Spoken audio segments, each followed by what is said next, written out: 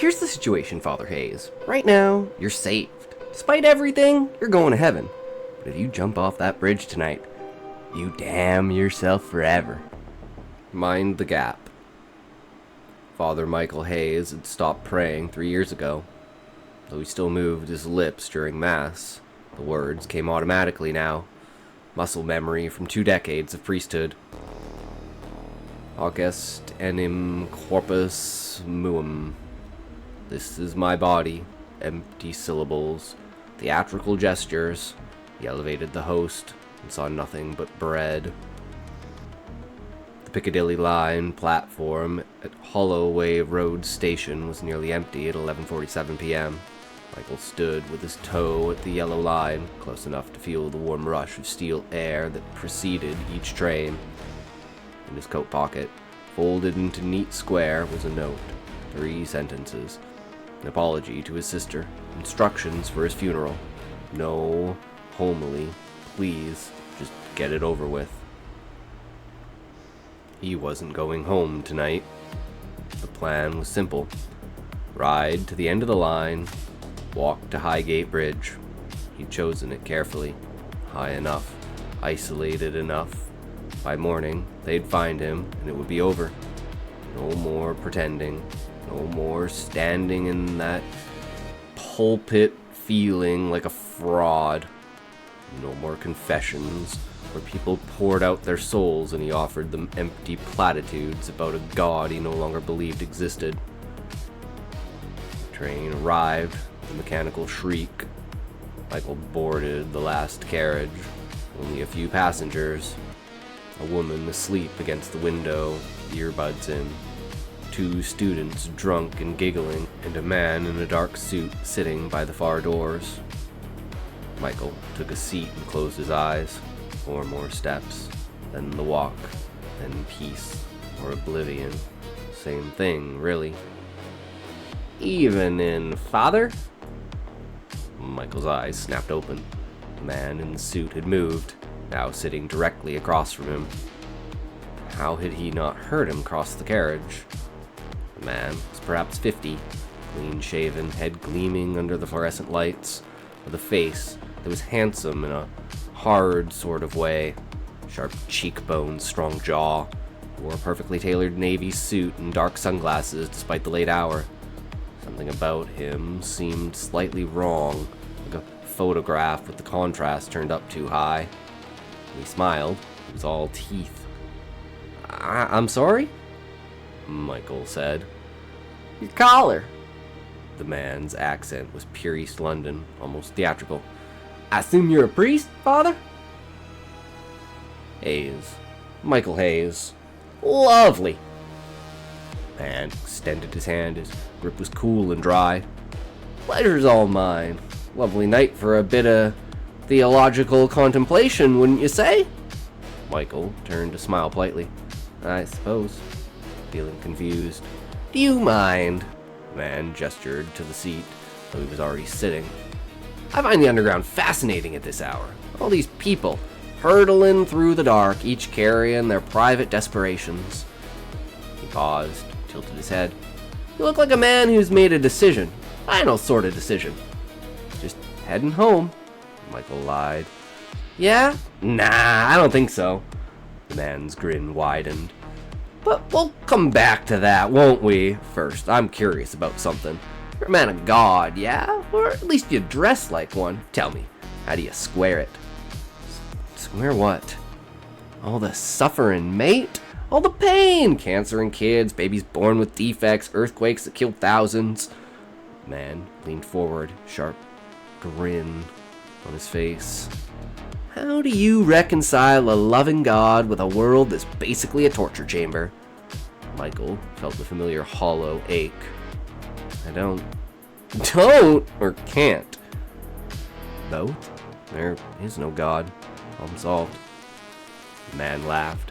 A sharp, delighted sound. Now that is brilliant! A priest who doesn't believe. How long you been faking it then? 3 years? Maybe longer. And yet you still wear that daft collar, still do the rituals. His gloved fingers in air quotes. Why is that? Because I don't know what else to do, Michael said bitterly. 20 years of my life. What else am I qualified for? Fair point. The man settled back. But humor me, yeah? Let's say hypothetically there is a god. How would you defend him?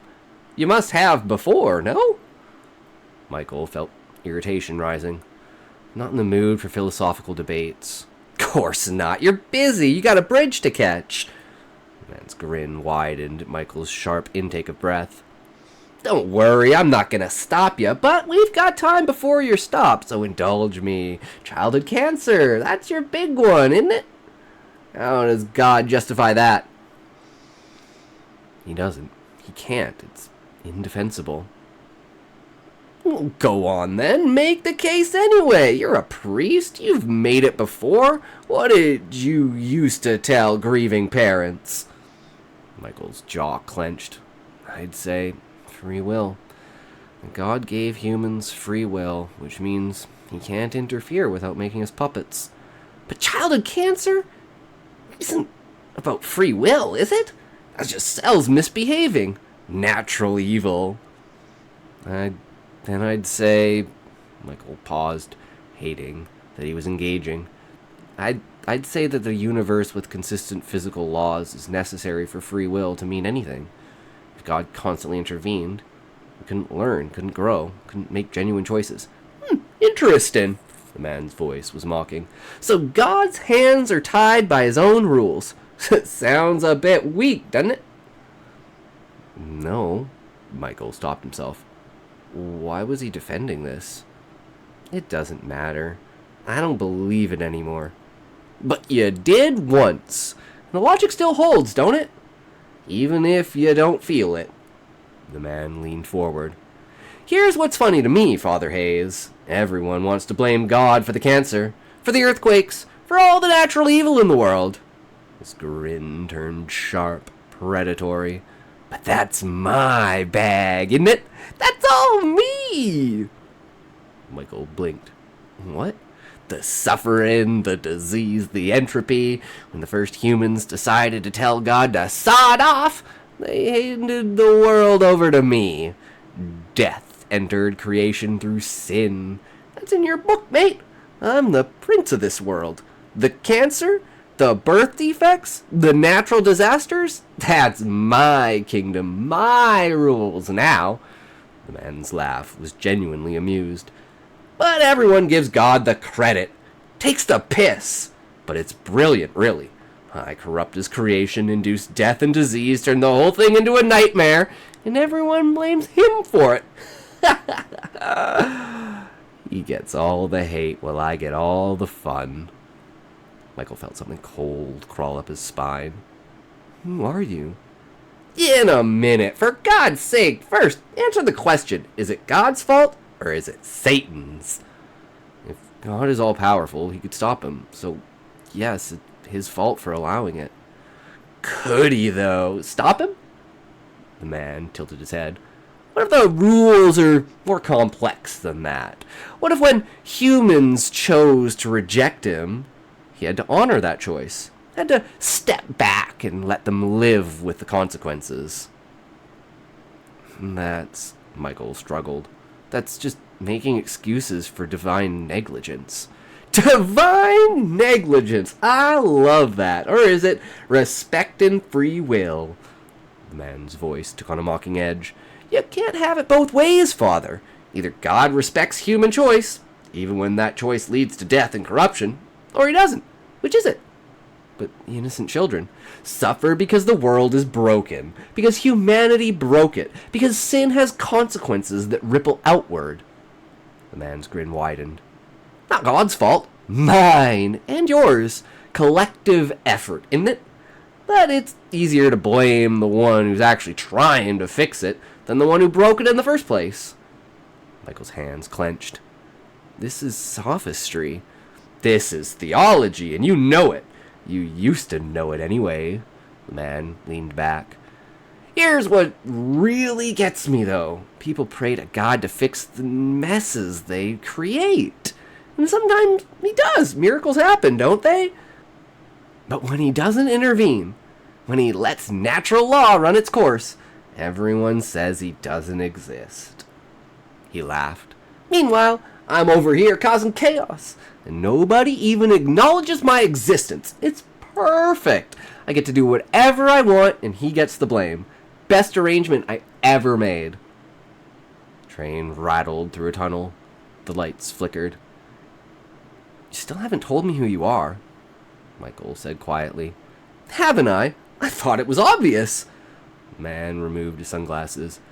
His eyes were black and unsettlingly bright. But we'll get to that.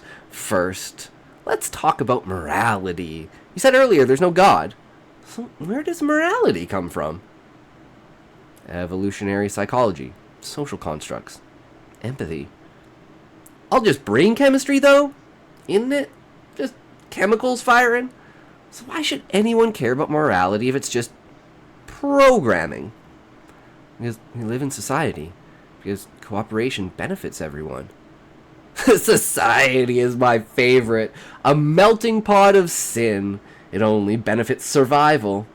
But what if I don't care about survival? What if I just want pleasure, power, whatever I fancy? Michael heard himself respond.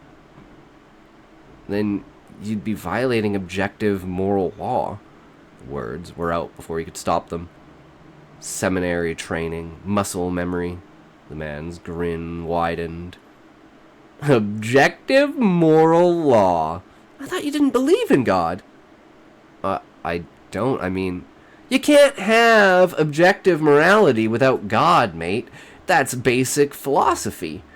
If there's no cosmic judge, no ultimate arbiter, then morality is just opinion. Just preferences. The man leaned forward. So which is it? Is morality objective, in which case God exists? Or is it subjective, in which case I can do whatever I want? It's... Michael struggled. Even without God, we can derive ethics from reason, from the categorical imperative, from principles that assume objective value, objective meaning, objective purpose. The man's voice was sharp with mockery. You're smuggling in theistic assumptions while claiming to be an atheist. You're contradicting yourself. No, You're arguing for God's existence despite yourself. It's brilliant to watch, really. Michael felt sweat on his palms. Fine. Maybe morality requires some kind of ground, some foundation that doesn't mean it's the Christian God. Doesn't it? Let's think about this logically. The man counted on his fingers. You need a moral law, which requires a moral lawgiver, aka boring cunt. You need objective meaning, which requires a source of meaning. You need consciousness, which, let's be honest, shouldn't exist if you're just meat bags and chemicals. You need the universe to exist at all, which requires something. He spread his hands. Add it all up, Father Hayes. What do you get? I don't know, Michael said, but his voice was uncertain. Yes, you do. You're just afraid to admit it. Train pulled into Arsenal Station. The doors opened. Nobody got on. Nobody got off.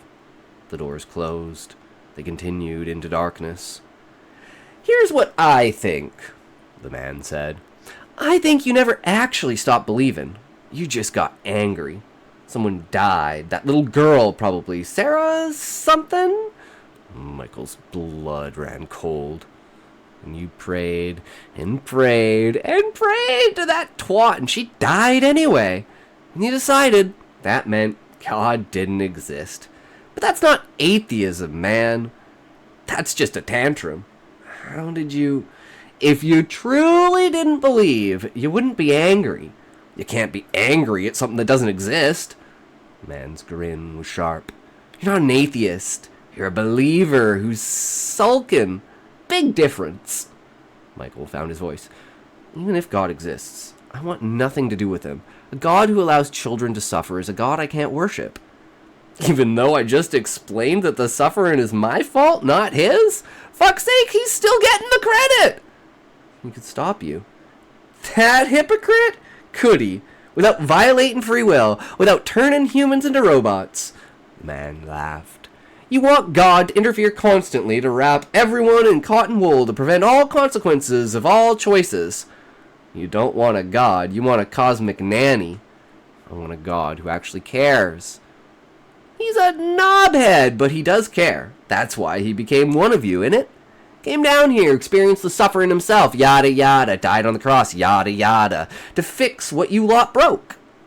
Man's voice dripped with contempt.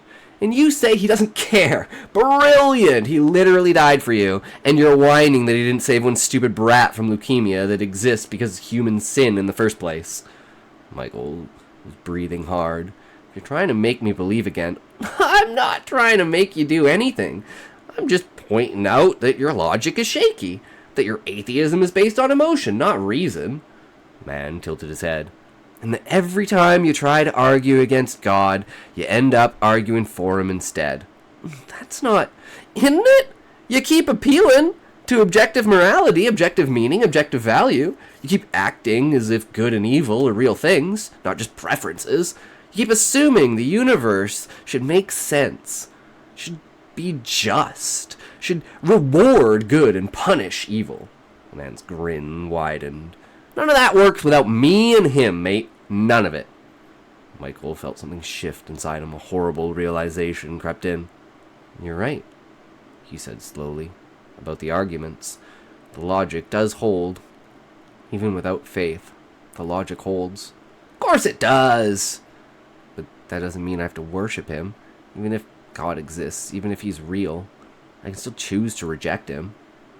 Now we're getting somewhere. I can work with this. The man clapped his hands together.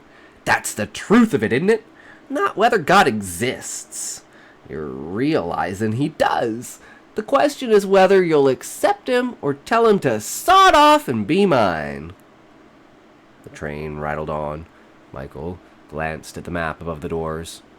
They should have reached King's Cross by now, but the stations were passing in a blur, or not passing at all. He couldn't tell. So here's my question, the man said. You're planning to jump off that bridge tonight.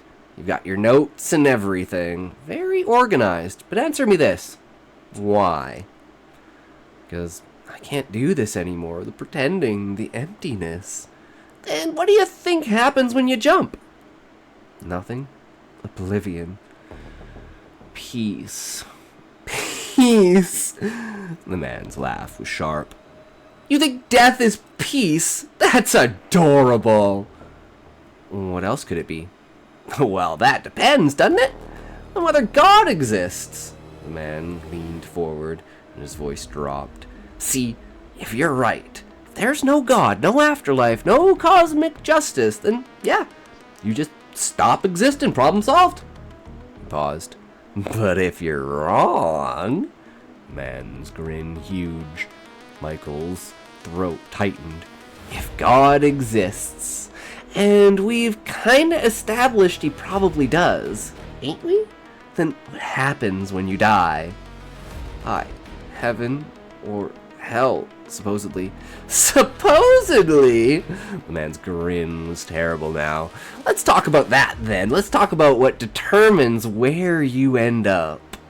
I don't believe in you're starting to, though. I can see it. You're realizing the logic holds. The arguments work. God exists. Even if you're furious with him and think he's a cunt. And spread his hands, becoming a human scale. So, heaven or hell, which one for you? Michael's hands were shaking. I don't know. Let me help you figure it out. You've been a priest for 20 years. You performed sacraments, baptisms, marriages, confessions, last rites. All the gaudy stuff. You've helped people. You've been kind. You followed the rules, even when you didn't feel anything. The man tilted his head. By Catholic doctrine, you're saved. Grace doesn't require your feelings, mate. It works regardless of whether you feel it. Michael blinked. Then, right now, despite your doubts, despite your anger, you're going to heaven. Congratulations. Relief flooded through Michael, immediately followed by confusion. Then why are you... What? The man held up one finger. There's a big exception. One unforgivable fuck-up. One choice that changes everything. Temperature in carriage dropped. Suicide. Michael's breath caught. See? Every other sin you can repent. You can ask for forgiveness, even murder, even rape, even genocide. If you genuinely repent, God forgives you. That's the deal. The man's voice was soft, almost gentle. But suicide. You remove your own ability to repent. The moment you jump, you cut off your connection to grace. You choose damnation by default. That's not... It is, though. That's the rule, and rules is rules, isn't it? Man's grin widened. So here's the situation, Father Hayes. Right now, you're saved. Despite everything, you're going to heaven. But if you jump off that bridge tonight, if you make that choice in anger and despair, you damn yourself forever. The lights flickered. Michael looked at his phone. Still 11:51 p.m. You still haven't told me who you are, Michael said quietly. Do I need to? The man removed his gloves. His hands were very pale. You're a smart man, Father. Who else would know all this? Who else would care whether you live or die? An angel? The man laughed. Really laughed. In a manner of speaking, though I was the prettiest one before I got myself kicked out of that boring place. Michael's blood turned to ice. Yeah, the man said, his East London accent thick with amusement. You're catching on now, aren't you? You're the devil, Satan, Lucifer, the adversary, the prince of lies. He grinned. So tonight, I'm telling you the truth. Swear to God. Bit ironic.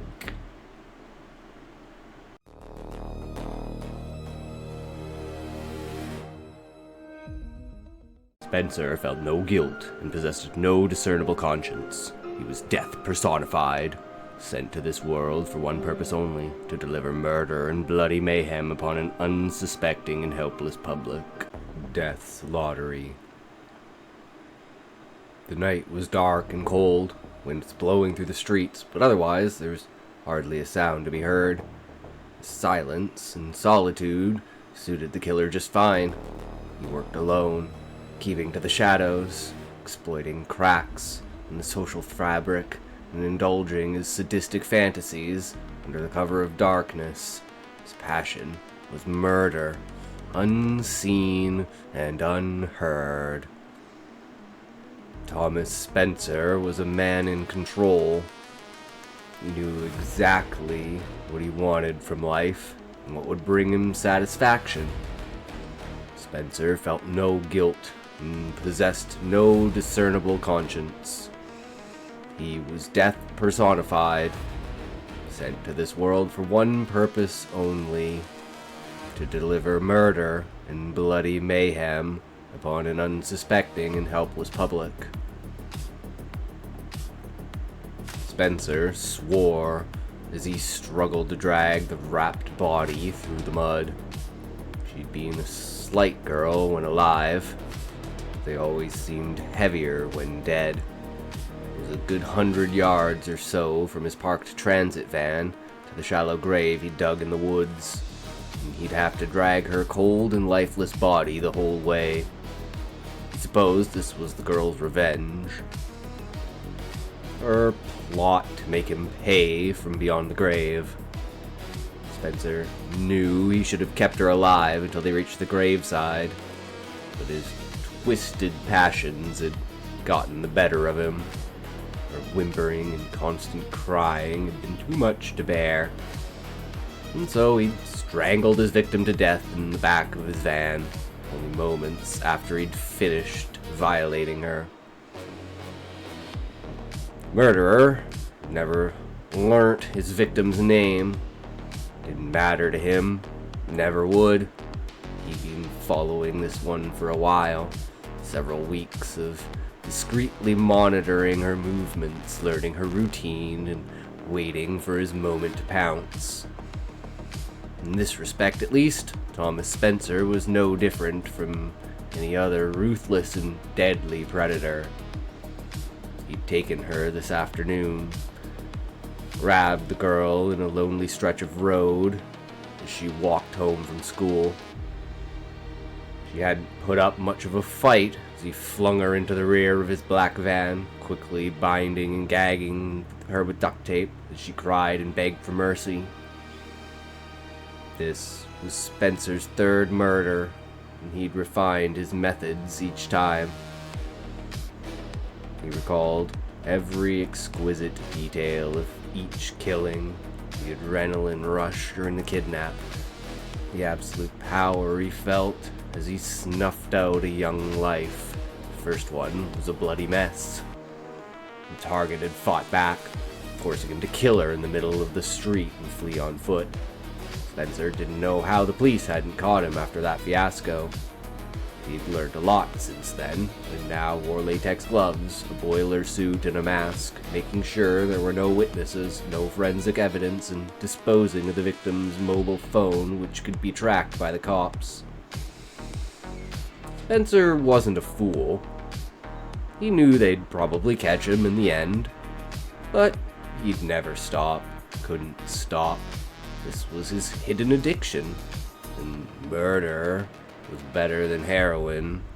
The last killing would satisfy him for a time, but Spencer knew the itch would return, and soon enough he would be back to the hunt.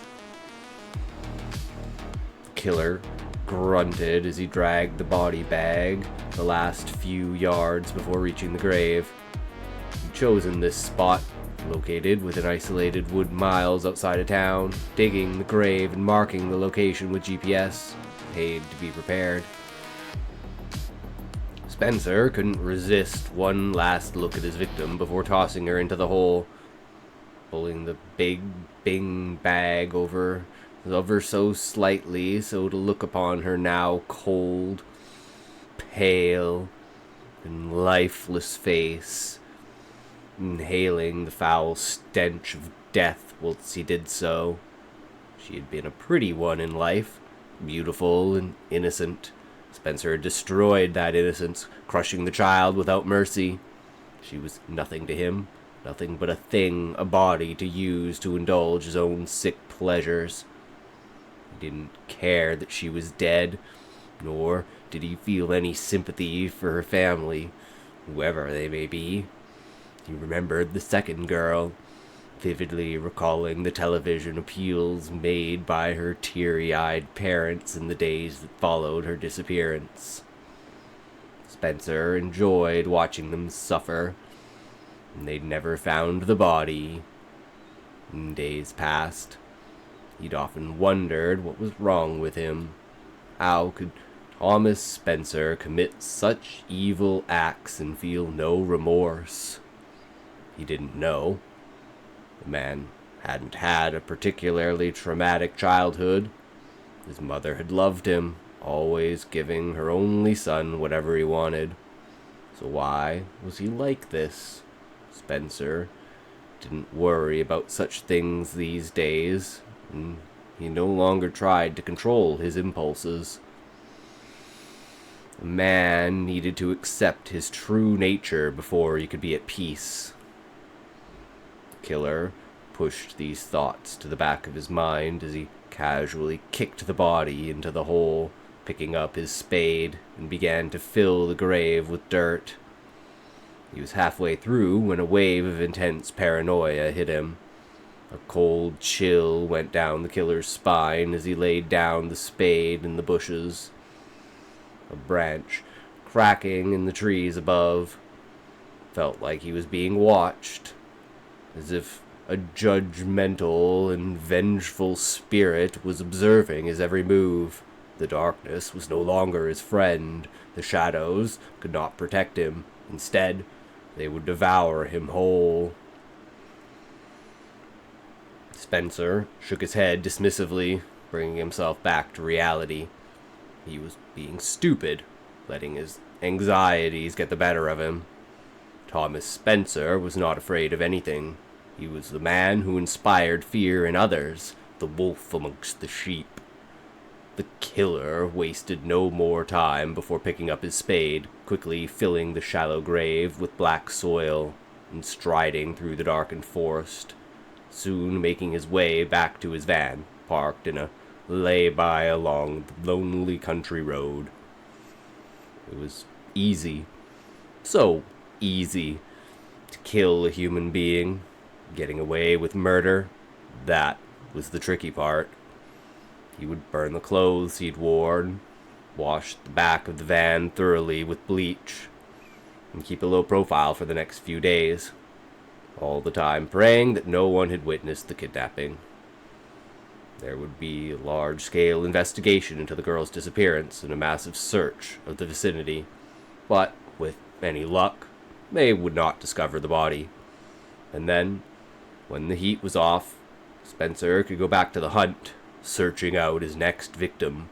He smiled sadistically once putting his foot down on the accelerator and driving down the darkened road, speeding towards the bright lights of the town, heading back into the suburban hunting grounds he'd made his own. Mrs. Diane Cooper spent her Wednesday evening with George, her husband of 25 years, both sitting upon a comfortable lounge chair in their living room, curtains drawn, the television switched on, and their Wi-Fi connected smartphones close to hand. This was their Wednesday night ritual, as regular as clockwork. They had their dinner at 6, sharing a half bottle of red wine as they ate, sat down with a cup of tea and plate of biscuit to watch their soap operas at 7, and made a fresh brew before switching over to the new feed of Justice Watch at 8. Weekly national broadcast which ended the viewing public on the latest trials and sentencing for capital offenses. Diane was a strong supporter of the death penalty, having aggressively campaigned for the restoration of capital punishment in the years leading up to the National Justice Act. There had long been widespread public support of the death penalty amongst the general public, and the political debate used to rage after every high-profile murder case. The left-wing politicians and human rights advocates had blocked any moves restoring capital punishment for several decades, but a vicious spate of terrorist attacks, gangland violence, and gruesome murders in the later half of the last decade had led to a sustained campaign which eventually forced the government to take action. The result was the National Justice Bill, which became law in 2029. Amongst other provisions, the act enforced a mandatory death sentence for all convicted murderers, as well as for serial child sex abusers and those found guilty of serious terrorist offenses or conspiracy to commit acts of terrorism. The bill had passed through Parliament with a narrow majority, but the final act included one unusual and historically unprecedented stipulation. An amendment forced through the last minute by the leftist opponents of the bill. Theirs was a deliberate but unsuccessful attempt to sabotage the legal process by putting the responsibility for carrying out the sentence back with the voting public. Thus, the Community Responsibility for Capital Punishment provision, better known as Death's Lottery, was born. Diane's husband explained this provision better than she ever could. He often did so at dinner parties and social gatherings of various descriptions. It's all about taking ownership, he would say. The majority of the public back the state-sanctioned death penalty, as they have done throughout most of history. However, in the past, the sentence itself was carried out by a state-approved official. A professional executioner, such as a hangman, an axe wielder, or a prison guard pulling a switch. This time, they decided it would be different. If the people want murderers to get the chop, let them do the dirty work. That's what the politicians, judges, wardens, and policemen all agreed upon. Technological advances made this possible, of course. The execution process is now almost entirely automated. The condemned man, or woman, is brought into the chamber and strapped to a chair. They are given the choice of two methods of execution: lethal injection or 22 caliber bullet to the head, needle or lead. In both cases, it's a semi-automated robotic arm which delivers death, pumping poison into the veins or firing the fatal bullet. And all the chosen executioner has to do is push a button on a digital control panel. They don't even have to watch the actual execution if they don't want to. In fact, he or she doesn't even have to enter the prison gates, since they can do the deed remotely from a different location. Physically, and technically speaking, it's the simplest thing in the world. Just about everyone can push a button on a terminal or touch screen. But the person doing it knows they are killing a man or woman. A convicted murderer, granted, but still a human being. The nominated executioner needs to rationalize this act, to justify the killing in their own mind. If he or she is unable to do so, either because they're opposed to the death penalty or they don't have the nerve to push the button, they can't or won't carry out the execution, they will face public shaming and legal repercussions. Excuse me. Meanwhile, the Ministry of Justice will simply run a new lottery and pick someone else. George would always smile thinly as he continued his explanation of Death's Lottery, relishing the attention he received from the couple's middle-class friends and acquaintances. Now, the lottery itself, he would say, that's the real beauty of the system, in my opinion. Recent opinion polls tell us that 2/3 of voters support the death penalty. That's millions, tens of millions of people, any one of whom could be picked as a potential executioner. So, how does the government decide? This is where the lottery comes in. As we all know, our government controls a vast database of information in respect of each and every one of us. Names, addresses, phone numbers, IP addresses, bank details, social media accounts. Don't look so surprised. We gave them the right to gather and hold this information after the suicide bombings and mass cyber attacks a few years back, remember? Anyway, they hold this database and use an AI program to randomly pick an executioner from amongst the electorate. One person per murderer. But the beauty is that it could be anyone. The man or woman who pushes the button represents the millions of armchair pundits who sit at home and applaud the execution when it's reported on our television screens. This way, no one is truly innocent. We all have blood on our hands. Diane always had to control her anger when George reached this point in his little speech. Her husband was a half-hearted supporter of National Justice Act, an intellectual who questioned the moral legitimacy of capital punishment.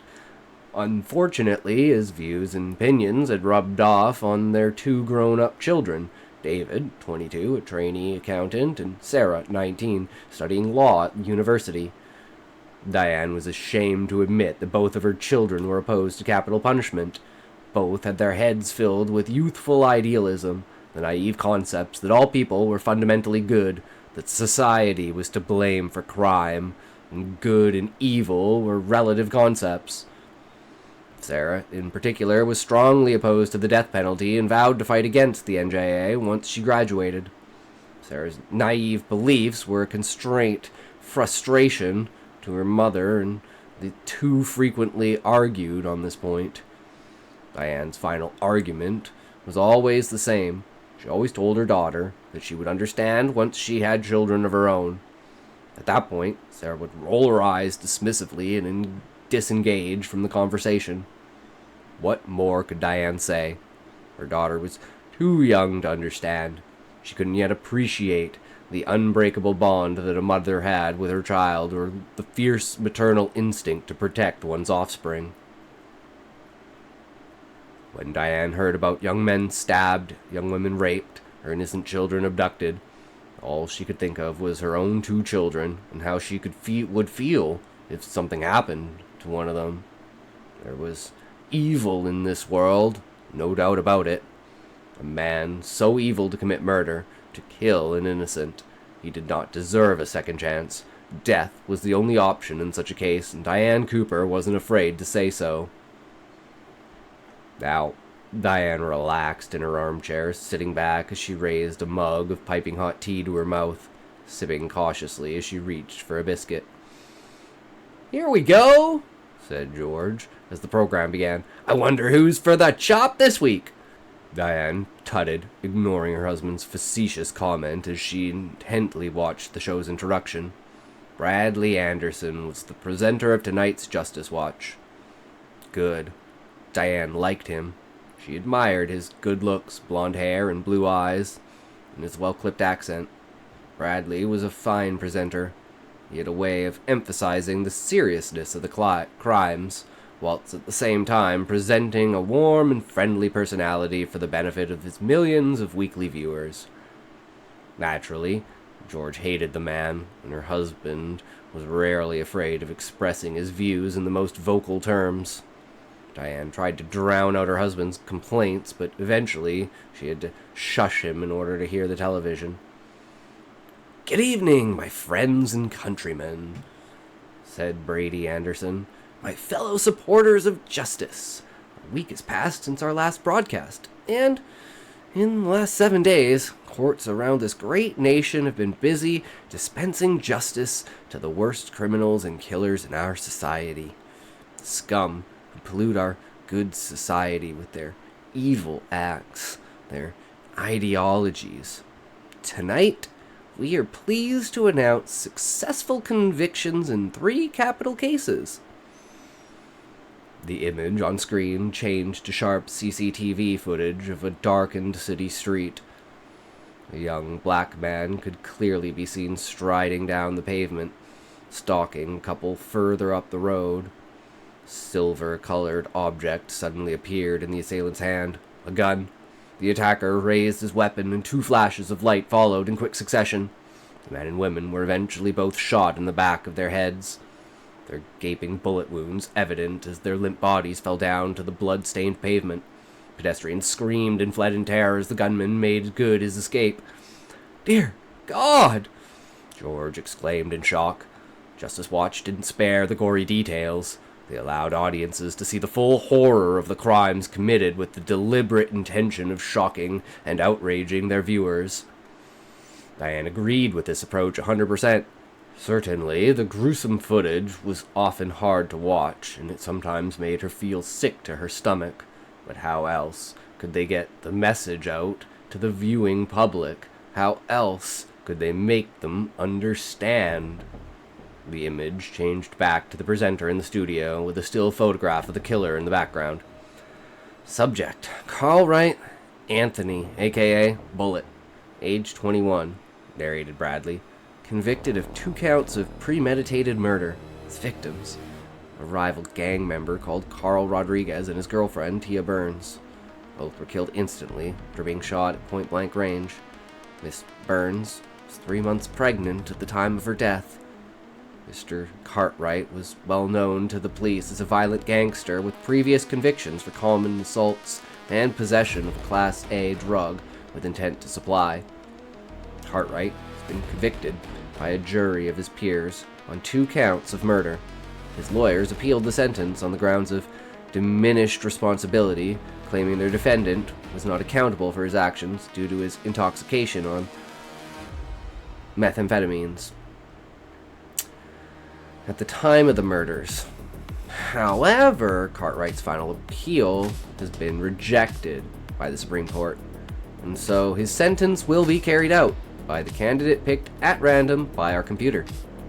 The screen view switched to a digital representation of a spinning fruit machine, a visual effect to show the result of the AI program. Diane had watched this process 100 times over, but it still brought butterflies to her stomach. A name came up on the screen, broadcast to millions of viewers while simultaneously posted online on social media sites and news forums. Our nominated candidate is Mr. Terrence McTaggart, a 46-year-old accountant, married with 3 children. Congratulations, Mr. McTaggart! exclaimed a beaming Bradley Anderson. "Our patrons from the Ministry of Justice look forward to accommodating you on the 29th of this month. Further details will follow in due course. May justice be served." "Lucky Mr. McTaggart!" George exclaimed sarcastically. Diane ignored him as the program continued.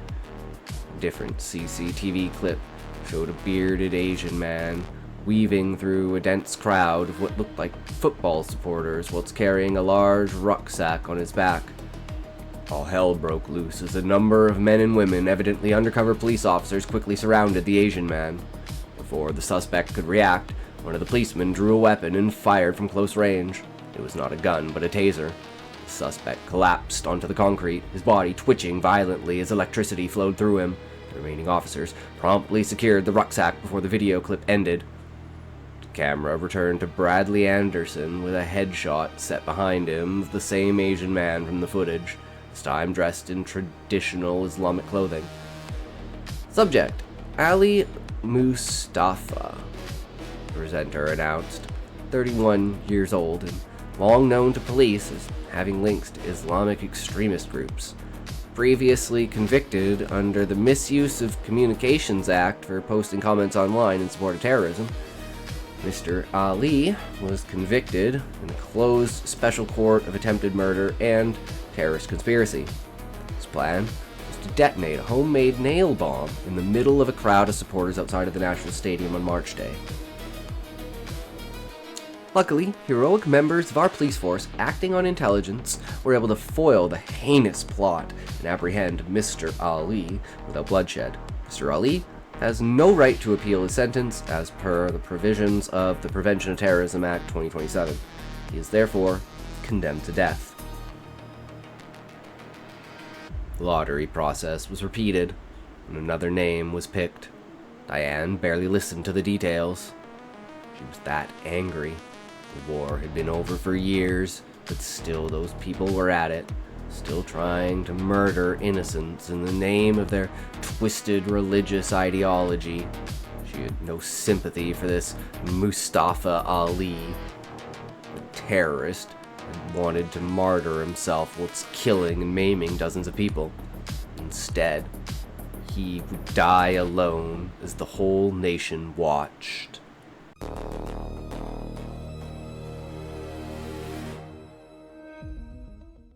Our dog was gone. We'd had him for 2 years. Our phones were full of pictures and videos with our dog. At least they were, until that morning. Just like everything else, they were all gone. I found an old message from my brother. It will haunt me forever. I'm an only child. This is a true story. It happened to a friend of mine. Dear Ben, this will be the last thing I ever send you. I don't even know if you'll remember who I am by the time you read this. For your sake, I hope you don't. For my sake, and for everything I've lost, I had to write you this story. One you're a part of, and one that never happened. I have to tell you the story of how I disappeared. I've got no idea when this whole thing actually started. There's simply no way to tell how much of my life slipped away under my nose before I could ever even know. There's no telling what it's taken from me. There's no telling how long it's been eating. 4 nights ago, that's the first time I noticed something missing. Less than a week, and a lifetime of difference. I had a lot back then, a lot to be thankful for, but I'd landed a new job, in IT, my first actual job out of college. Me and Grace were able to finally move out of the ratty 1-bedroom place we had in a real house in Cyprus. Wyatt got his own room just after his first birthday. Me and you had to wait 15 years for that. Grace was able to quit her retail job and stay home with Wyatt, which is what she'd always wanted to do. Lord knows she deserved to be able to after all she'd done to help me finish my degree. You helped us move in that weekend, you, Annie, and the girls. I remember we sat down under the patio in the backyard, talking about all of y'all coming over in the fall to grill and watch football. Things looked so hopeful, but that was a different world than the one we're living in now. It was late Tuesday night, a little past 9. Grace had just retreated into our room, starting her nightly fit to rock the baby to sleep. While she was doing that, I was going to head back to the old apartment and grab the last few loads of belongings that needed to be moved.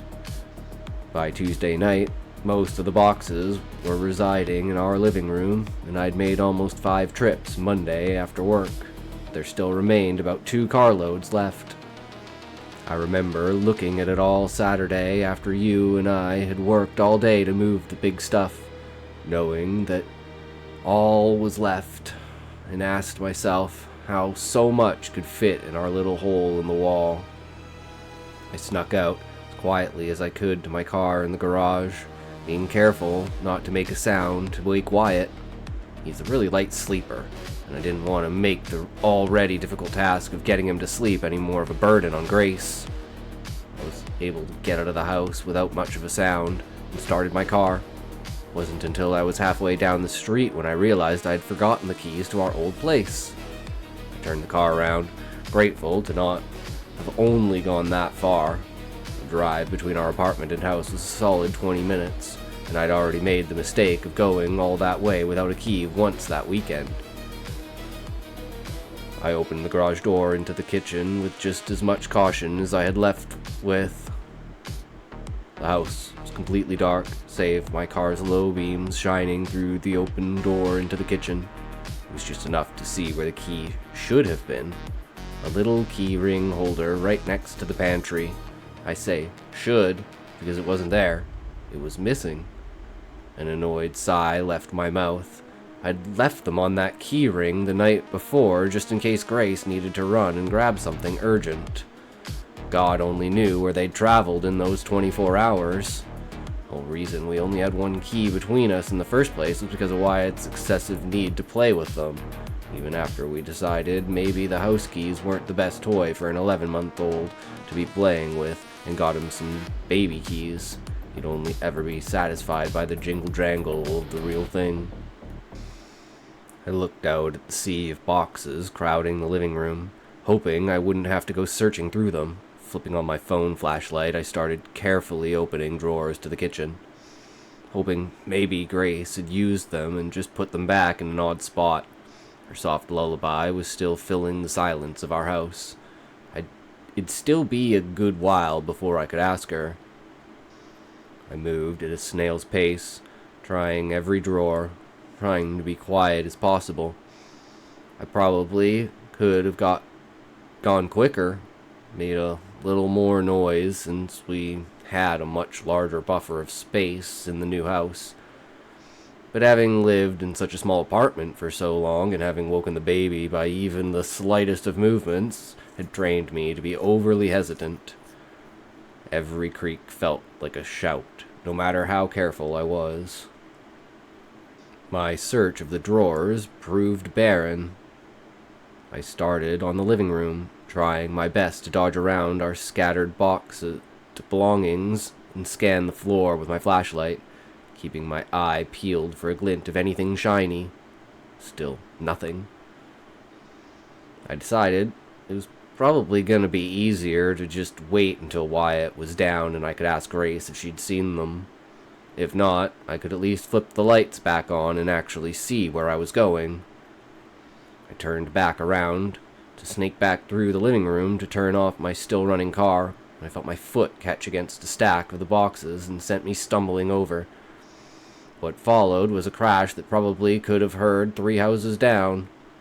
As I lay there in the immediate aftermath, draped over now crushed boxes of plates and silverware, clenched my eyes and thought, please don't wake up, please don't wake up. That tense silence didn't last more than a second, though, and I started kicking myself as the shrill cry of my son rang through the house. He was soon joined in concert by our dog, Spot, howling and barking to no end. The next thing I heard was the twist of a doorknob and a flicker of a light switch. Grace's concern was visible on her face, though it shifted into irritation once she'd seen what I'd done to her plates. She asked if I was okay, and other than my pride, I was.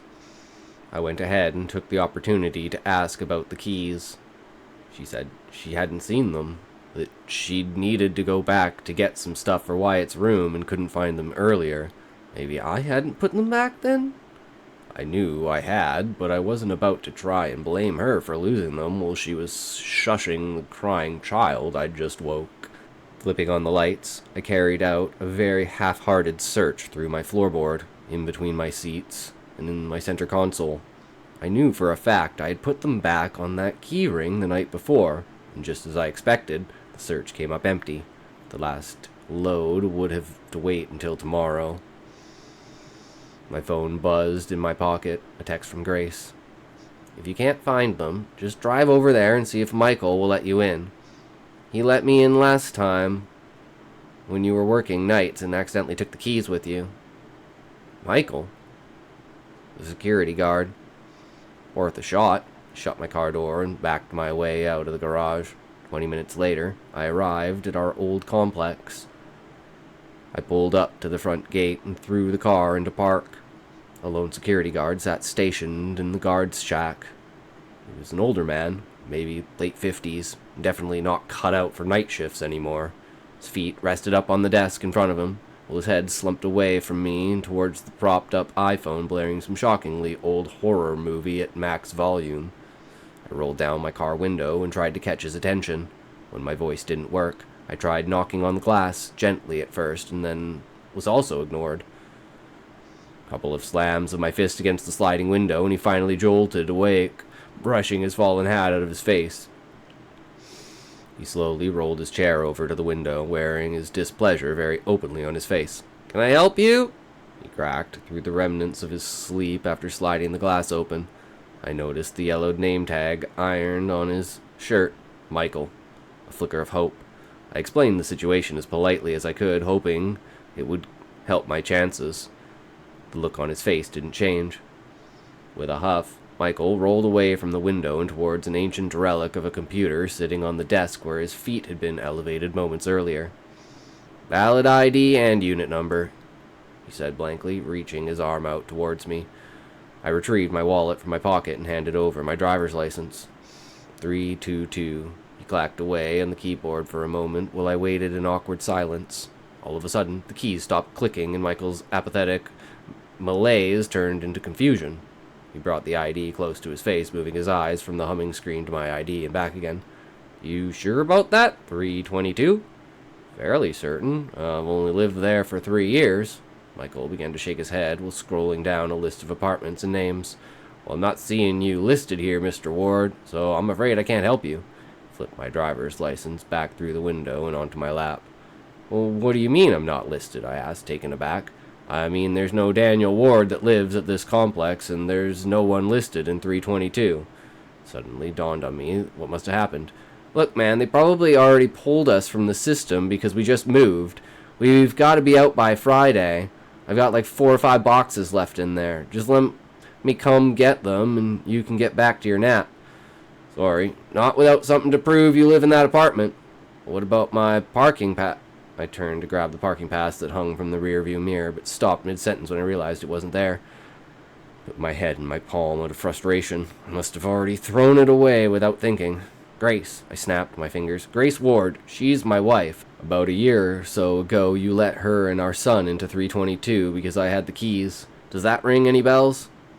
"Buddy, I can't remember what I had for lunch. Look, if you think there's been some kind of mix-up, you're gonna have to just come when the admin is here. That's not my job. My job is keeping people who don't live here out of the gates. And according to the system, you don't live here. I'm sorry, but there's nothing I can do. Have a good night."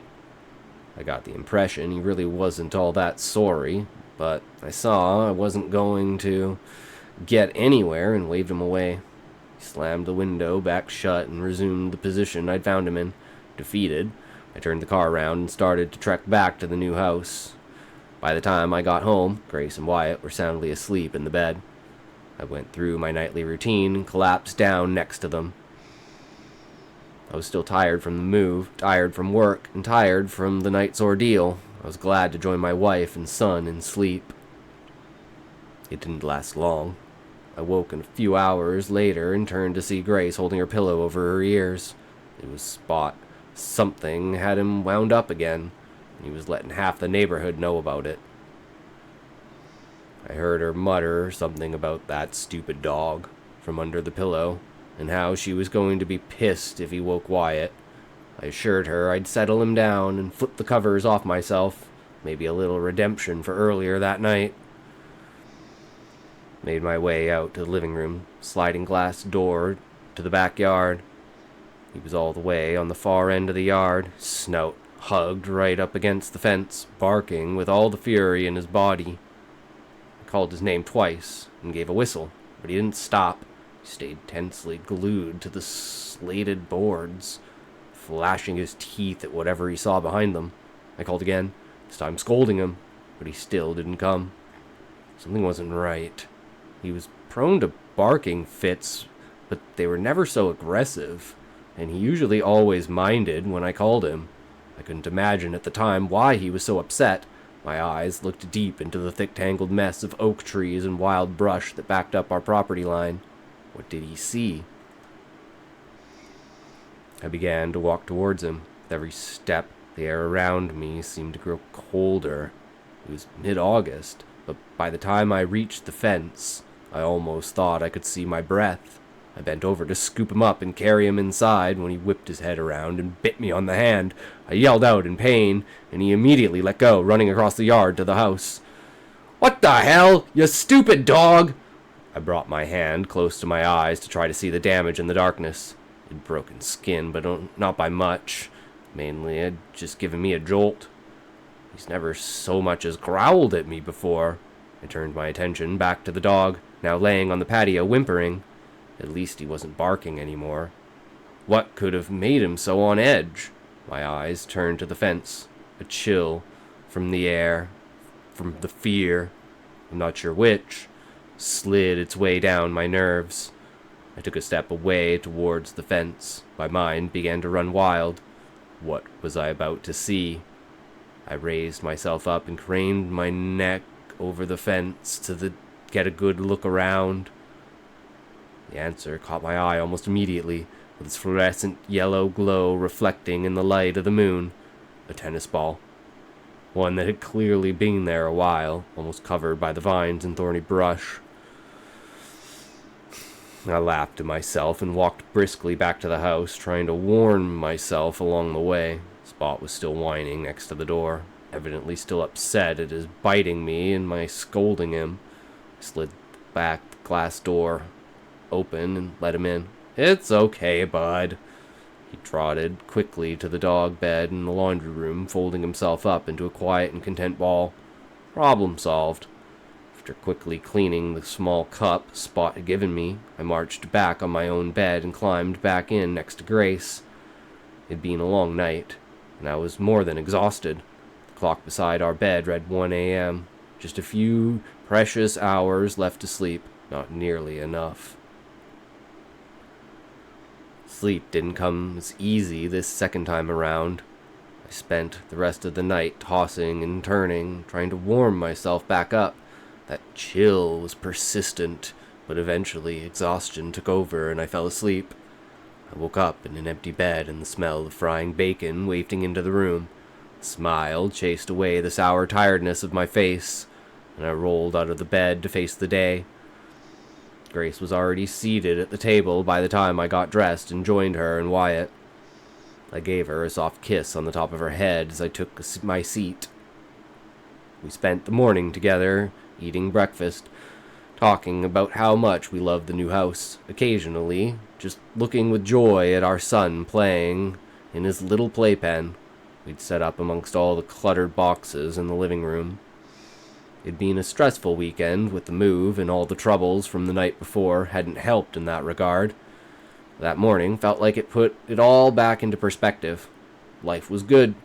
We were young, in love, blessed beyond measure with a beautiful son, a new job, a new home, It was the last time I felt truly happy. She asked me if I was able to get the rest of our stuff last night. I explained I wasn't able to find the keys, and Michael had been much less helpful than advertised. I planned on going over there on my lunch break, but she offered to get it sorted out. I thanked her for being such a good wife. "What was Spot barking over last night?"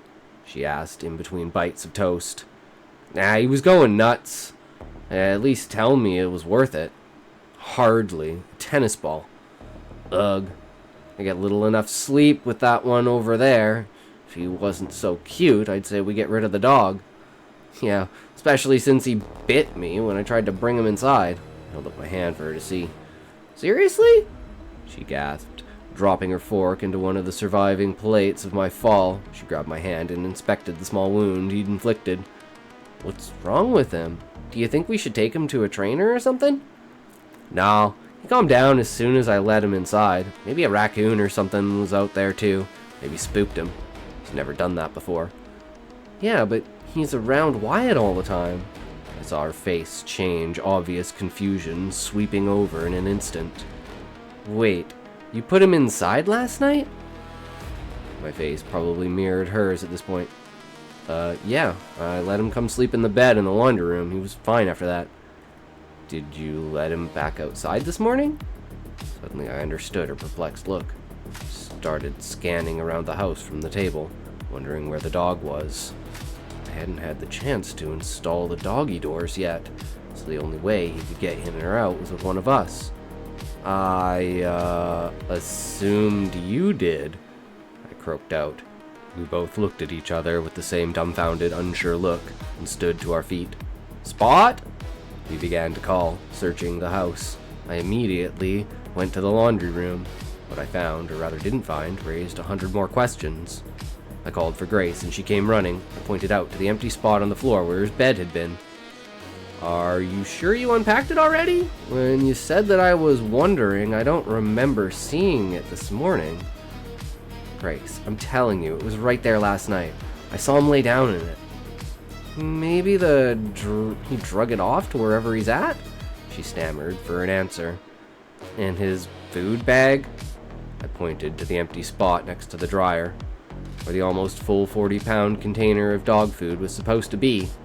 She had no response to that one, and it would be the first of many things to leave us speechless that morning. As we resumed our search of the house, we'd come to find that almost everything of Spot's was gone. His food bowl, his toys, his doghouse in the backyard, all missing.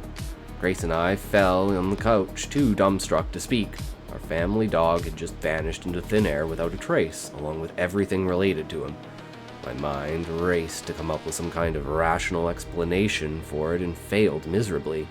I'd start trying to piece together some logical possibility, only for it to be rendered ridiculous a few steps down the line.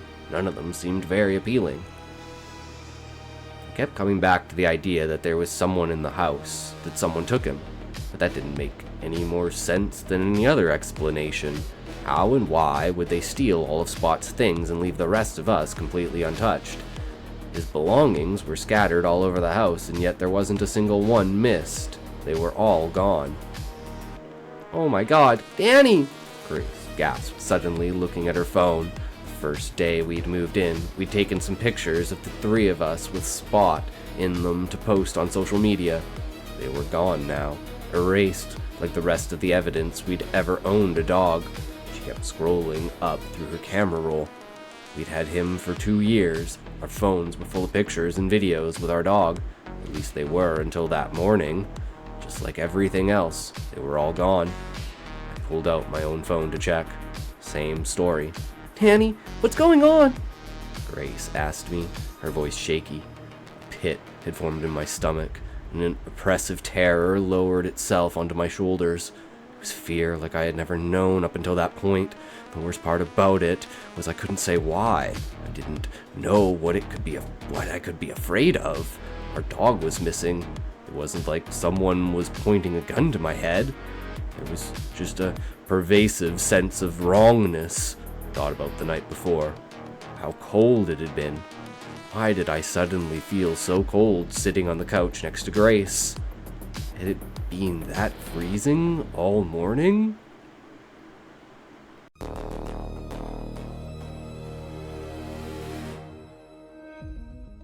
The fiery glow surged ahead and colored the entire corridor, the dancing shadows having transformed into long tendrils that wrapped themselves around me, threatening to jump out and pull me into whatever nightmare this had become. End of the line. My name is Aaron Evans. Some time ago, I was the reason 20 people lost their lives.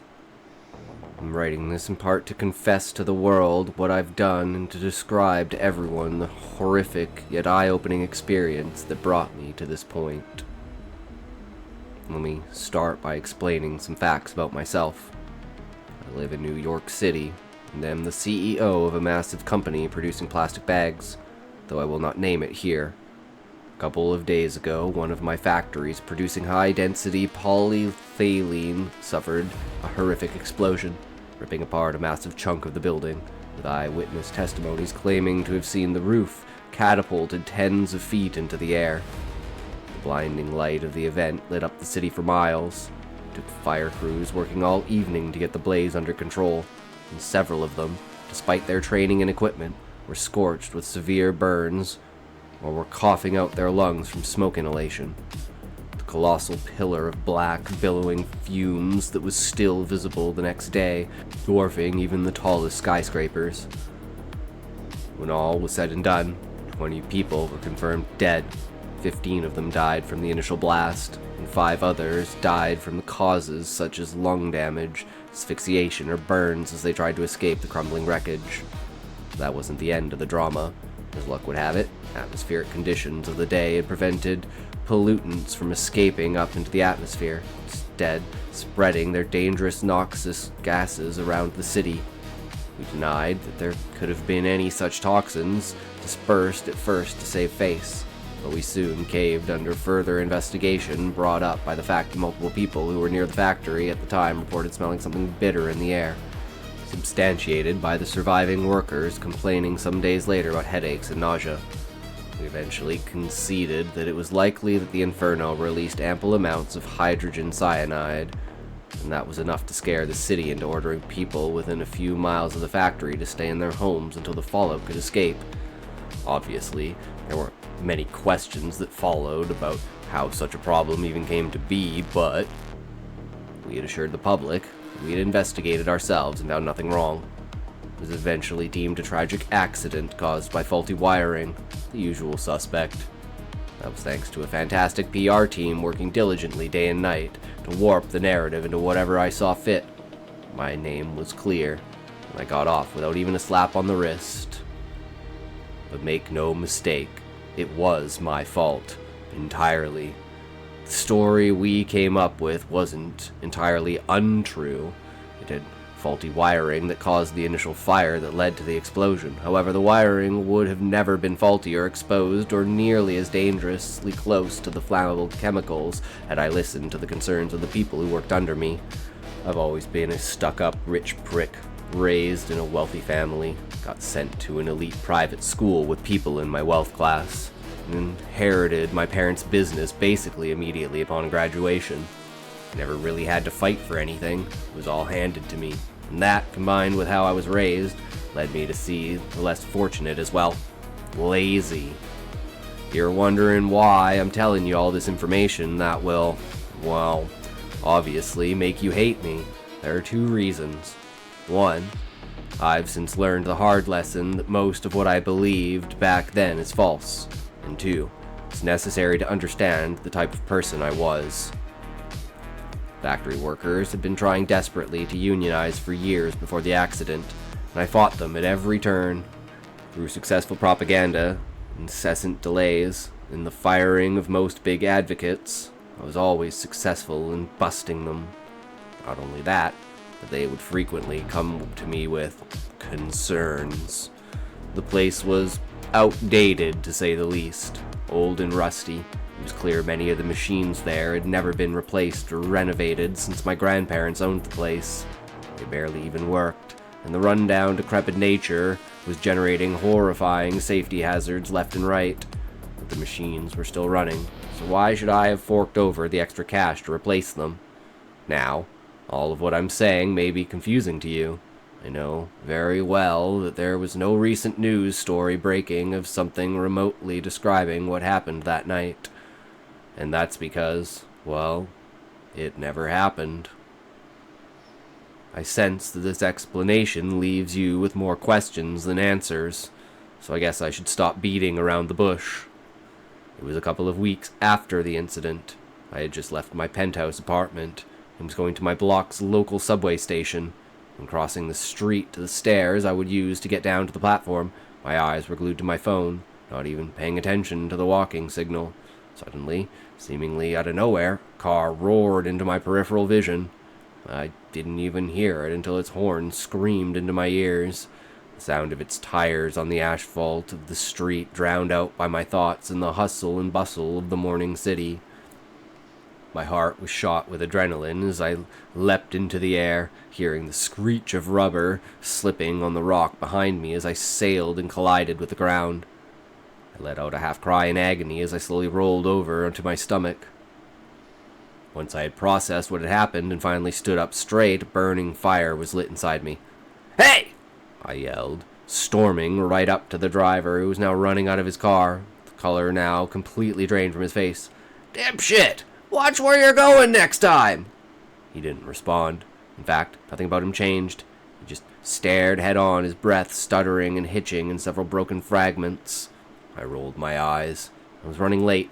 He hadn't actually hit me, so there was no need to get the police or insurance or any other party involved. And as much as I wanted to clobber this person for having nearly killed me in the street right then and there, I had more important things to attend to. And a couple moments later, as I was scrolling through my phone waiting for my train to arrive, the incident was cleared from my mind entirely. "There's a downtown train approaching the station. Please stay away from the platform edge." I didn't hear the train number that was called. Didn't think too much of it at first, chalking it up to me being too distracted to pay full attention, as I often am. This whole procedure is so routine that I hardly even acknowledge the automated arrival announcements anymore. All trains on this color line were going where I was anyway, but now, looking back on it, this was weird. I had caught everything else perfectly, but when it came down to the number, I can't really explain. My brain just skipped over it. Something had been said, clearly. I had registered that after the fact.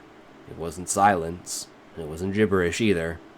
It was as if I just couldn't process it, like the sound had reached my ears, but the second it made its way to my head, I just shut down, and any thought back to it just refused to compute.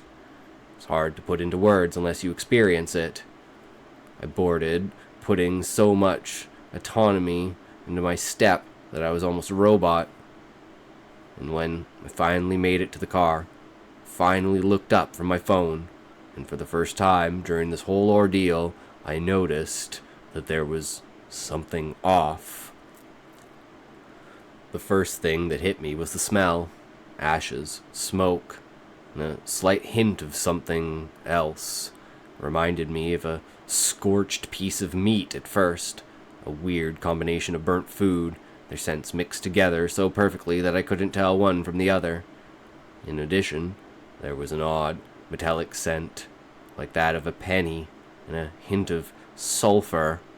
Even though there was only a suggestion of it, it was sickening and almost wretched as I looked up to scan for the source. Only I found none. Everything was clean, immaculate even, as if someone had just gone through and polished everything. There was only one other person here, a figure sitting in the far back corner, near the door that exited to the outside coupling. He was crouched over on his seat, his entire body covered in a long, gray, tattered cloak made of a rough, broken fabric with a hood that fell around his face, perfectly obscuring any skin. I had, at first, thought that the scent was coming from him, but that couldn't be. It had no discernible direction or distance, as if it was coming from everywhere. That was about where I had it. No matter how late I was not about to risk my life by being alone here. I snapped back around, ready to gun it for the exit, when suddenly the doors slammed shut in front of me. There was nothing to announce their closure, no beeps, and no "stand clear of the closing doors, please." Instead, they blurred past my eyes with such an intense ferocity that it almost made me step back to avoid becoming crushed in the giant metal maw. I stared, wide-eyed, at the scene before me. A malfunction? I rationalized. It made sense then. I barely had time to think about it, though, because soon the train roared to life. I almost fell onto my side, losing my balance as it jolted forward with a vengeance I'd not seen before. The windows blackened with the overbearing walls of the tunnel, the only light that remained being those of the overheads, which radiated their artificial glow across the entire area, as well as the occasional flare of a bulb from outside. I collected my bearings and took a deep sigh to calm my nerves. Relax, I told myself. I can get off at the next stop. That in mind, I slowly wandered over to the nearest seat, keeping whoever that hooded man was in my sight the whole time. He had not moved since I first boarded. The violence of the train's acceleration held steady. It required consistent use of my upper body to keep myself upright. We had hit our expected top speed a while ago, and kept going. Sound of singing wheels on track grew louder, the carriages thundering through the echo of the void we were plundering into. My stomach dropped as I frantically looked around the car in a panic. The figure was still staring at the ground as if nothing out of the ordinary was happening, but for me, it unnerved me to the end. No subways. Weren't supposed to go this fast. I began honestly believing that I might have been on a runaway train, and that nothing would stop us. We were going to keep plowing through the darkness until we eventually crashed, and that feeling, that idea of suddenly being confronted by my own mortality, trapped in a situation I had no possibility of controlling, sent the worst chills up my spine that I had ever encountered. I looked out the window, the flashes from outside having morphed into a single vibrating straight line as motion blurred the individual fixtures together, and I just sat there. It was all I could do, listening to the thundering of the steel cars, drowning out everything else as they rummaged through my eardrums, just waiting for the inevitable. But then we hit the brakes hard, all at once. I was immediately tossed from one side to the other. A violent shrill screech erupted from below as the wheels ground to a halt. I breathed a sigh of relief and closed my eyes as I tilted my head towards the ceiling. It would come to a stop soon, and then I would finally be able to get off this thing.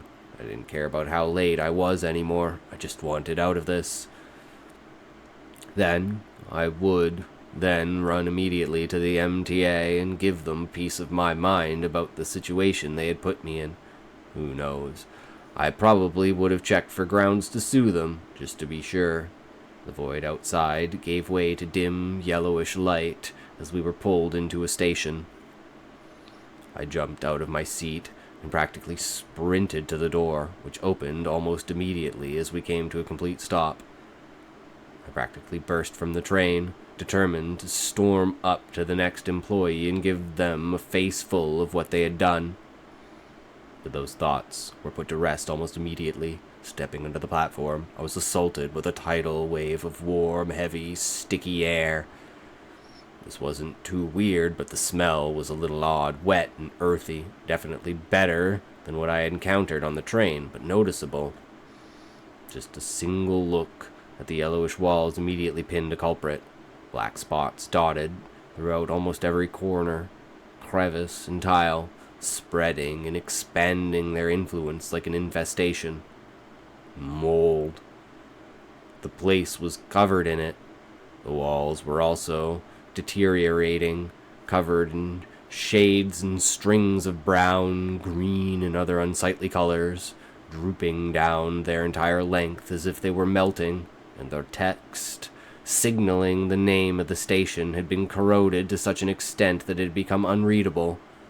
This may have been a bit more concerning to anyone else living in any other city around the world. However, Any New Yorker will know that these signs are unfortunately commonplace, and I dismissed this as being a station I usually skipped on the express. The door slammed shut behind me, and just like that, the train took off. The smoke and the violent braking still trailing behind it, and I was left alone. The other guy had not followed me out. I was still shaken up by what had happened, and being alone on the run-down, decrepit subway platform wasn't helping either, so I just decided to walk until I found something to reorient myself. The dark pit within me began to fester as I observed my surroundings. There were no maps, no directional signs, nothing that could point me to an exit or at least tell me where I was. I was trapped within an endless maze of corridors with no sense or reason, just yellow-tiled walls. The lights above me were flickering, barely holding on to their exhausted bulbs that struggled to put forth their radiance. At this time, I was starting to have serious doubts about my situation. I didn't fully register the scale of what had happened yet, but the environment I found myself in was enough to put anyone off, the soundscape dominated by nothing but an echo of dripping water far off somewhere in the distance, that morphed into a hideous whispering as it bounced off the corridors. This would be a perfect place to be stabbed. I could only think about it for so long, however, before the flashes from above increasing in intensity and the buzzing turning to far more of a crackling, static sound. Not a second later, hundreds of loud pops tore their way through the building. My eyes were hit with a blinding white for a microsecond before I became engulfed in sheer absolute darkness. I stilled, my heart thundering in my chest, as I tried to look around to find some way to orient myself, but there was nothing to feed my starved eyes. I was stuck here, standing in an endless expanse, unable to see myself or any part of my body. I was supposed to wait here until someone found me? Or stumble aimlessly, like a lost soul searching for salvation? That was when I felt it, a calm wind lightly feeling its way down the back of my neck, sending my hair straight on end, accompanied by something I couldn't quite describe, a lingering presence pushing down on me from behind. The breeze moved slightly to the left, leaving my neck entirely. The sound I heard was barely discernible. A slight crackling started from behind me and slowly reached towards my ear, almost like the pop of bubble wrap, but a lot more unnatural, fleshy. I wanted to run, but I was locked in place, and I resorted to shaking uncontrollably. My breaths came out ragged and hitched, trying to keep in tears. Then there was the groaning, guttural, labored, broken to pieces, charred, as if trying to make a noise, but all that came out was a remnant of what once was. It filled my ears, working through the tubes like a parasite, joining in with the cool air, caressing my hair slightly as it drifted across my skin. And with that, I finally snapped out of it. I busted into a full sprint, not even caring where I was going. I just needed to get away. The smell of smoke came back with a punch I wasn't prepared for. It pierced through my nose, a sharp, acrid stench that combined itself with a hint of bitterness. I coughed, first a little bit, then again and again before I finally stood still, bending forward before letting myself succumb to an attack. I would know that chemical smell anywhere. It had been all over the street since the accident. Finally, up ahead, a small sliver of light.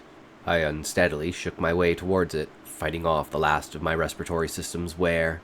It was a dim, shaky glow, flooded with an inferno's deep, warm orange, but there was no flame. I watched as the shadows of the invisible pyre danced along the walls in the tune of an unfeelable draft. In the brightest part, sitting with her back leaned against the wall, was what appeared to be a woman. She was draped in a warm, tattered white dress, long since stained with splotchless of gray and grew like an infection to cover the fabric. Her head was on her knees that were hugged closely to her chest. Long, crooked, silver hair was draped haphazardly around her legs, barely concealing the small, crusted paper in her hands. She was rocking slightly, her mouth letting out shuddered breaths. The motion allowed the parchment to briefly peek out of its confinement, a small square with white borders surrounding something in the middle. A photo. Of what, I couldn't tell. It was too dark to make anything off it. I stepped back, a broken tile crunched underneath my feet, and the woman stopped. I bolted as my survival instincts kicked in. Whatever was taking place, I didn't want a part of it. The woman's wailing got louder, echoing through the halls behind me. It was far more sustained now, no longer the pathetic, broken excuse it once was. I could hear it as it quickly overpowered everything in the station. The absolute strength of raw emotion, the grief, the loss, the fiery glow surged ahead and colored the entire corridor. The dancing shadows having transformed into long tendrils that wrapped themselves around me, threatening to jump out and pull me into whatever nightmare this had become. Turn after turn, bend after bend, I prayed for an exit, for another person, for anyone I could talk to, and just some form of release. The lights flickered back on, and now I found myself back at the train platform. I don't know how. I was more concerned with what was lying on the tracks. I had never been more happy to see those silver snakes. Salvation. I bolted in through the open doors of the subway train, only catching my breath as they forcefully slammed themselves shut behind me. After calming slightly, I picked one of the nearby seats and began walking towards it. And then I saw something out of the corner of my eye, causing my blood to chill to ice. Sitting on the far end of the car was the cloaked old man, the same one I had seen on my first ride, with all the same posture. We lurched forward, accelerating with a force I was all too familiar with. I was on the same train. My heart thumped harder and harder as I stared them down. I desperately tried to forge some form of rationalization, no matter how far-fetched, but I came up with nothing. Nothing could explain the vast series of coincidences I was experiencing. I wanted to yell, shout at whoever was sitting bent over at the train car, and demand to know what was happening, but the sound never escaped my lips. Instead, with a glimmering hand, and in a last-ditch attempt to save myself, I pulled my phone out of my pocket, and without breaking eye contact with the only person here, slowly dialed 911. The roar of the train made the phone difficult to hear, even on speakerphone, but I was a little relieved at the low tones that indicated ringing. 911, what's your emergency? The operator picked up almost immediately. The wheels were so loud at this point that I nearly had to shout to stay audible. Hi, yes, my name is Aaron Evans. I'm on a subway train headed... Hello? Hello? Can you hear us? A third voice joined in, and I stopped. Please, we need help. I can hear you, the operator said. What's going on? We're at the factory in Lower Manhattan. Please. The person on the phone began coughing violently, and I could hear what seemed to be the sound of people yelling in the background, some with words, others just screaming in pain. We need help. There's been a massive explosion. The power's out and the whole section of the building's caved in. I'm trapped. Another series of violent coughing as a blanket of static came through the call. Sir, the firefighters are on their way. Just stay on the line for me, okay? Please. The voice was weak now, barely able to cut through the extreme hacking. The fire's getting closer. Oh, God! Whoever was on the phone erupted into tortured shrieks as growling flames overtook the line. I was unable to move or form a coherent response. His wails broke, morphing into a series of hoarse, rough moans. A deep guttural sound at the blaze ruptured his vocal cords. Sir, are you still there? She was met with a series of 3 low-pitched beeps. Suddenly, I felt a burning, blistering pain drill its way through my right hand, radiating across my palm and extending to my fingers. Faster than I could react, I dropped my phone in shock and howled in agony as I clutched my right hand with my left.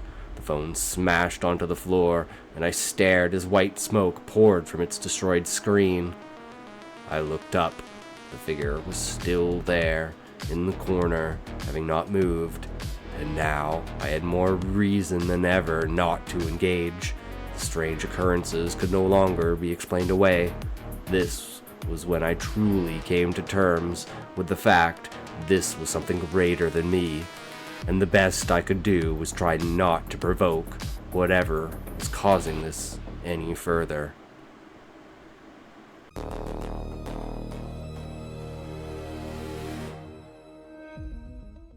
Bits of unrecognizable flesh clung to her jacket like morbid ornaments. Her arms lay upturned on either side, her palms facing up. My eyes followed them. Deep red blood splatters littered the roof of my canopy, the force of her demise painting the planks I called home. Downpour. The rain was torrential. There is an all-encompassing sensation when standing in the midst of such a storm. Your hearing is drowned by the onslaught. The water trails down your face, stifling your nose and blurring your vision. Your fingers clutch in your jacket, gripping damp fabric. Your chin naturally tilts downward to avoid it. All your senses focused on the ground, to the tempestuous tapping of the wash. All of my senses were focused on the ground. I was heading home. That was what the road told me. I wasn't sure from where I exited, but I was glad of it. My mind was adrift, lost in the rain. The pavement curved and bent like a serpent, dragging me left and right and left again. Shambled along the edge between the black road and the lush, green grass. Soon the path diverted left, and left again, and I knew I was heading home. I had walked this road many times before, but never blind. But I knew the way, and now, more than ever, I knew my way. I was enlightened because magic was real. I had seen it. Magic, aether, witchcraft, enchantment. Something was real, but I couldn't think about it. I had to get home. I couldn't think in this. My head tilted upwards. There was a color adrift in the sea of gray and green, brown. Home. I quickened my pace, my feet clamoring against the murky puddles in the path, my sneakers dripping once too far into a hole of reclaimed gravel. Cold on my foot jolted me awake, the water creeping into my sock and leaving an uncomfortable slosh with each step I took. I looked up again, brown and red, stood against the base of the steps. Pine logs, split in half by my own two hands, filled me with a great comfort. My arc against the flood. I climbed hastily, my left hand gripping the wooden rail, tight as I saw how pale it had become. My drowned foot nearly slipped as I rushed to be under the awning. The relief was immediate, as the downpour lost its intensity the moment I breached under. The last bits of water dripping from my face. I wiped my eyes with the slippery sleeve, then breathed deep the humid air. Yes, I could breathe again. I looked upwards. Red. Did I know this woman? My mind wandered. My window was broken, I noticed. Fractured through the middle with sharp, wet shards clinging against the wooden frame. Tinge of deep crimsons clung to one of them, the door, the same color as the sight below me. This woman. Did I know her? I couldn't tell. She was split in half. Her face was unrecognizable save for the black, damp hair clung to what remained of her skull. The rest of her head would be void. Some monstrosity had cleaved her into two. Tendrils of muscle and sinew desperately reached from one side of the corpse to the other as if trying to reconnect, but they never met. Bits of unrecognizable flesh clung to her jacket like morbid ornaments. Her arms lay upturned on either side, her palms facing up. My eyes followed them. Deep red blood splatter littered the roof of my canopy. The force of her demise painting the planks I called home. The waist and lower half were intact, slumped against my cabin, legs placed together in a nightmarishly calm contrast to the rest of her body. For a brief moment, I contemplated checking her pulse. What was I thinking? I opened the door and went inside. So magic is real, and so are angels. What else? It had been 7 months since I gave up on the world. It started as a hobby, personal vent for the frustrations of a miserable, monotonous life. Self-sufficiency.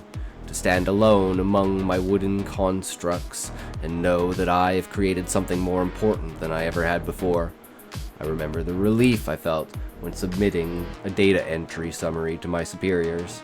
Faint, fleeting, plastic. The comparison to ecstasy of building something for me with my own 2 hands was night and day. I never felt so human before. When sweat furrowed my brow, with a hacksaw in my hand and an open box of nails splayed against the soft dirt. I was trapped before in an office, surrounded by cold bodies in a cold cement box where I could safely generate profit. My smiles flew across silent lips, my kind words on deaf ears. Here, amongst the smell of crisp pine needles and nectar, I had freed myself from those wretched creatures that had dared to call themselves alive. I was alive, and a gentle, warm rain had grazed itself across the horizon. It was morning, 7 a.m. My window was open. A long white cord slinked through the opening and onto the countertop against the wall of my shelter. I made my way over to it. The rain cast a light, metallic tapping against the portable solar battery I laid flat atop a pine stump through the window. My phone flickered to life as I tapped it. 43%. I wouldn't get to watch much today. I had power banks prepared for this, but the rain had fallen so consistently this past week my preparation had failed. Couldn't care less. My real anxiety would come when I started to run out of coffee, and the nightmare of briefly returning to civilization would fill a pit in my stomach once more. 2 missed calls, I noticed. Jonah, and perhaps the squarest face you've ever seen. He was a blocky man in general. His body was built like a fridge, and his straight shoulders led to large, flabby arms that would hug you the moment he realized he could call you friend. His hair was a thin, dark red, and showed the similar signs of aging at his wrinkled eyes and the dimples in his fat face that would always be smiling. He really did look dumb, but he was always thinking, and I liked him. Jonah was one of my only connections to the outside world, and the labor I occasionally performed for him provided the meager amount of money I needed to sustain my lifestyle, so I was happy to talk to him, and I called as soon as I saw. "Jack?" His voice was littered with a southern drawl, and I could tell he was smiling. "Hey, big guy. What's the word?" "We missed you for Thanksgiving. Sarah wanted to show you her drawings." "Sorry, Jonah. I got busy." "Got a girlfriend?" Now I smiled. "Maybe next time I'm in town." His laugh was a booming one, and knowing him, I could tell his free hand was clutching his stomach to accentuate it. "So what's the word?" I asked, somewhat impatiently. So much time alone has made me weary using my voice, and Jonah and his family were only a short exception. "Chanterelles, Jack." "Chanterelles?" "The mushrooms you bought last year. Claire had her roast ready for them, but Jack was too busy to show." "Huh? So sorry, man." Jonah scoffed dismissively. He knew how hard it was for me to come to anything, even if he liked to pretend. "Don't worry about it," he boomed. But the missus was really looking forward to them, and I told her, "Huh? That if what old Jack and his chanterelles around, we gotta pay him for it." "Ha!" I heard, stomach slapping this time. "So when you got some time, how about you saunter on down to that secret old spot of yours and fetch us a basket? Got a 20 with your name on it." "Just 20? 30. "Now that's just fine, Jonah." I mimicked his drawl. Cabin was tiny, much smaller than my Burbank studio, but 10 times as spacious. The walls were hardly walls. not because of their shoddy construction, but because the outside was shared with no one else. The dirt, the pines, the pollen, and the cabin was my apartment. And what a beauty the cabin was. Several feet of walking space, a cast iron stove, sanded counters, and a lowered room I had rigged with a camp shower that fed to the rain catcher on the roof. Same split logs I had used for my stairs made up small bed frame, accompanied with a mattress Claire so generously demanded I take when I informed them I was sleeping on my jacket on top of wood. The dark red sheets I clung to every night matched well. Prided myself over my handiwork as I opened the small undercroft from a latch in the corner of the floor, pulling out a fresh jacket from one of my bags and making my way to the door. I pulled it shut as I stepped outside. Even after 7 months away, my hand still reached instinctively into my pocket to look for my keys for the door, but there was none. Home invaders were a rarity. I zipped my jacket up as I glanced toward the tree line. The rain was getting heavier. Not that it bothered me.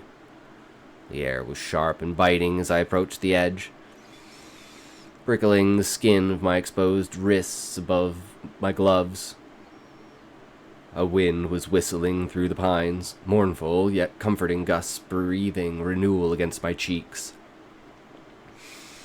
The trees were straight as I neared it, but in my peripheral seemed to curve and bend to stay in my sight. Placed my hand against black bark as I entered, the rough surface thick with moisture that slipped my palm and made me nearly trip as I stepped over the winding root. Silvery ribbons of gray light pierced through the canopy as I followed the game trail deep into the woods. The rays peeked through the leaves, landing upon mossy rocks and lighting them up like faintly glowing emeralds, while soft strands of water pattered against them. Wet leaves squelched under my boots. I hopped and ducked over branches, boulders and boughs. Gnarled roots twisted into the trail as I got deeper, reclaiming the dirt that had been trodden upon. After 20 minutes or so, I heard the familiar noise I was waiting for. A throaty hum reverberated through the pines. I deviated from my path to chase it.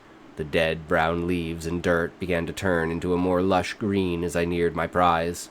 The mist was hanging low, curling around the ancient pines like ghostly hands as I made my way through them. Ducking over one more dripping branch, I reached it. My stream. Perhaps hundreds of years ago some native or settler had called it theirs, but not anymore. I took comfort in knowing I was the only living man to know her, and she rewarded me in kind. There they were, laying against the mossy stream-side, tiny bolts of yellow flame reaching for the sky. My prize. They stood out so vividly against the pale surroundings, it was a wonder the hares haven't eaten them all. Guilt of removing their beauty from this world filled my stomach as I kneeled down along the stream, but the thought of fresh coffee compelled me on. I took my glove off, placing it in my jacket as I dipped my left hand into the stream. Ice cold. I cupped my left hand and drew it upwards, droplets of water splashing back into the stream as I put my lips to it and drank it down. It was abnormally refreshing. I wiped my hand along the sweater underneath my jacket and put my glove back on.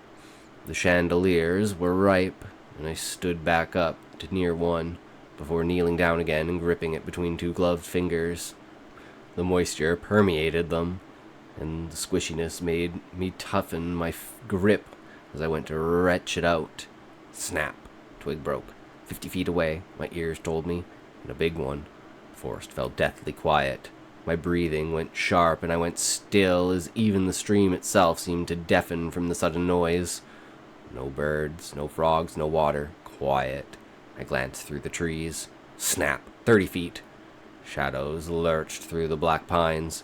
A droplet of water hit my face and clouded my eye, and for a moment the entire forest appeared as a crowd of thin black figures stretching to the clouds. I wiped my face and stayed silent, like a deer looking for a hunter in the bush. Just trees. I don't know how long I stood there in silence, but when I moved again, the sound of the world resumed. I plucked the mushroom out remorselessly, barely moving off my knees as I went to the next and the next, until my bag had enough that Jonah wouldn't look at me funny. Still, I noticed I was shivering. Unusual for this weather, but I brushed it off as a cold snap. Yes, definitely much colder. The air seemed to turn frosty as I stood up all the way, straightening my back with a stretch. The fog of my breath suddenly seemed more pronounced as I warmed my gloves with it, but the breeze from upstream brought something else. Honey, berries, and something rotting. I tilted my head and looked up the river. Just pines. Bringing my bag to my front, I opened it and inspected my chandeliers. They smelled tart, earthly, maybe sweet, but certainly not rotting. Something was off, though. The firelight of the mushrooms I had observed when plucking them from the stream never really seemed to dissipate.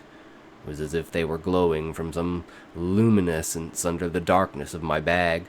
As I gazed closer, it wasn't that simple. They were pulsing like heartbeats.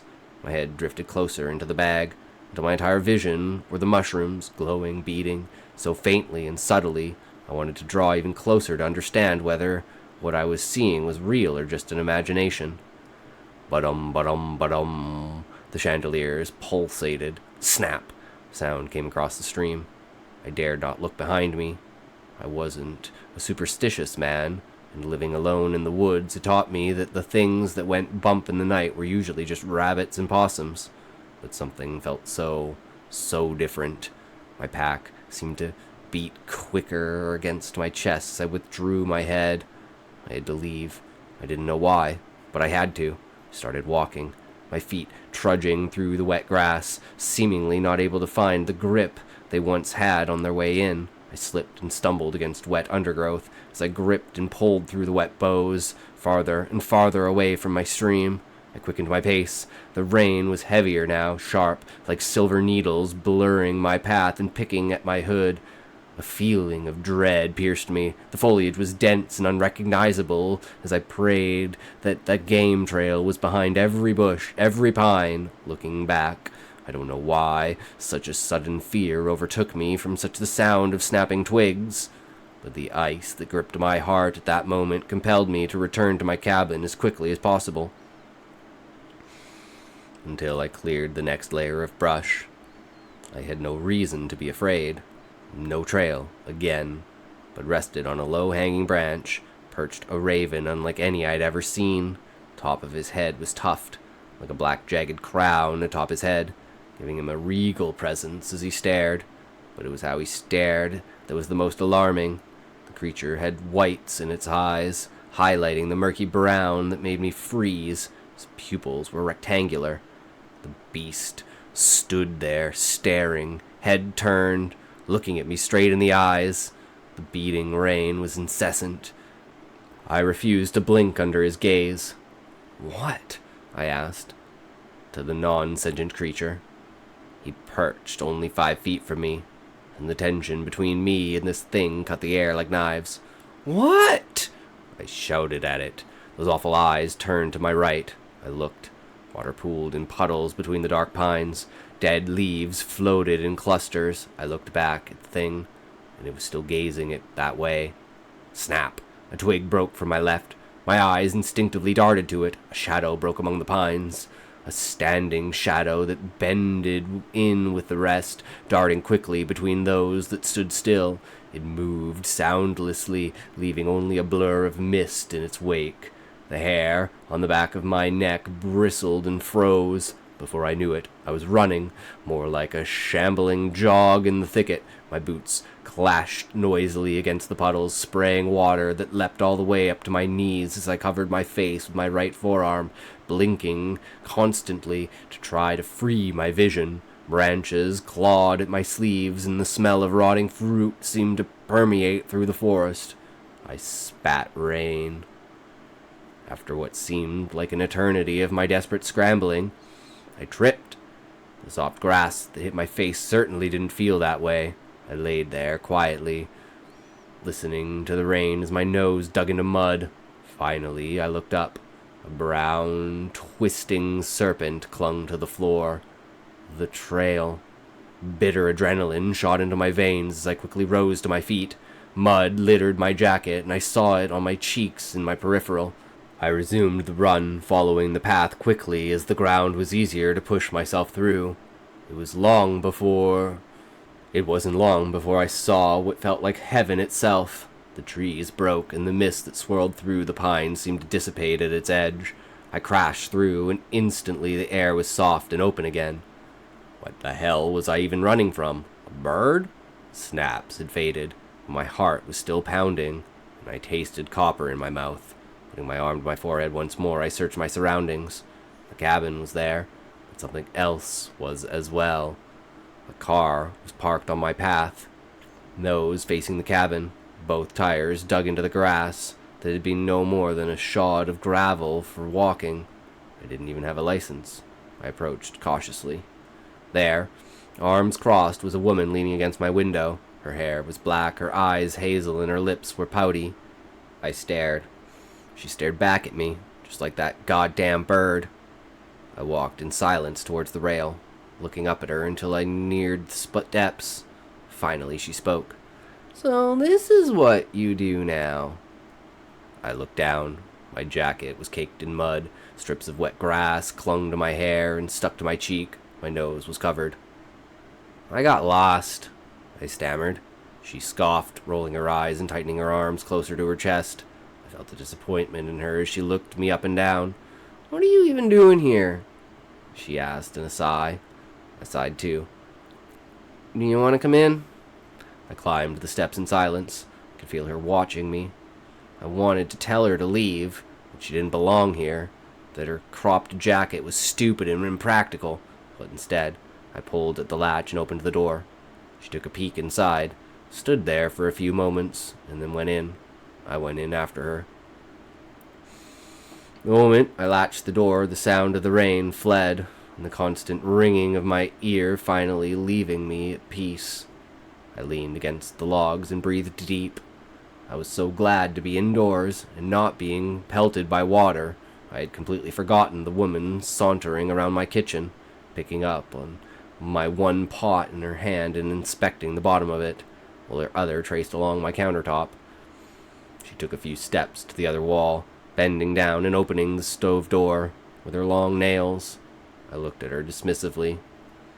Finally, she made her way to my bed, sitting on the edge of it facing me and crossing her legs.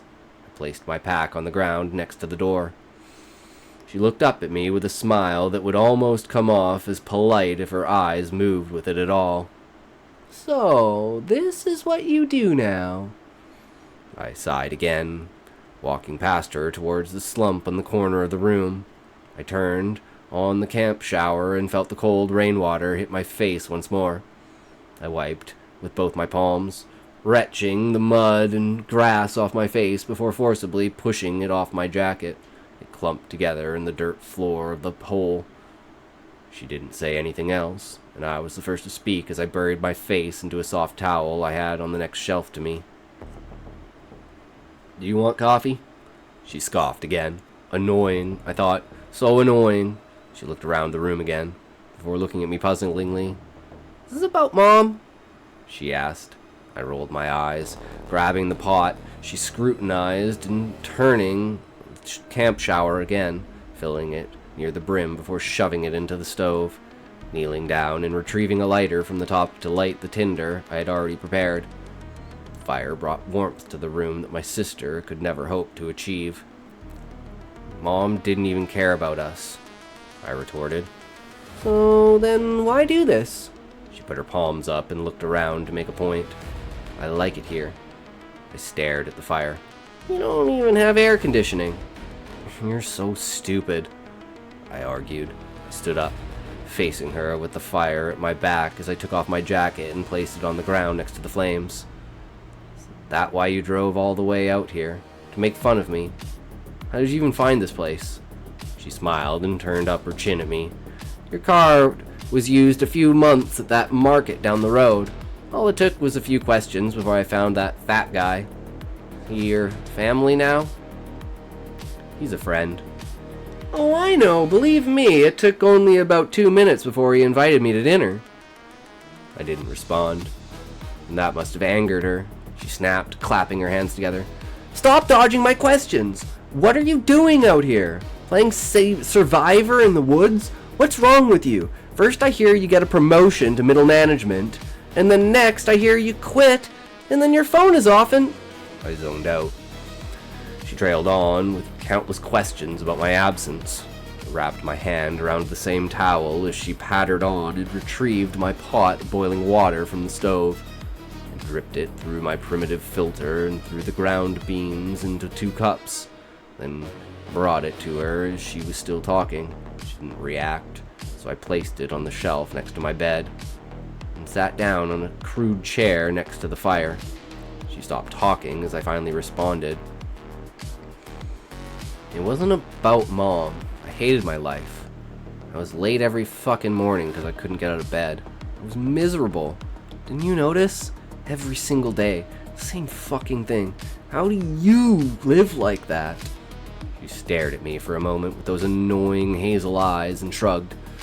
So this is the solution. Build a cute little cabin, make a fire, put a shower in it, and what? Hang out with an old guy the rest of your life?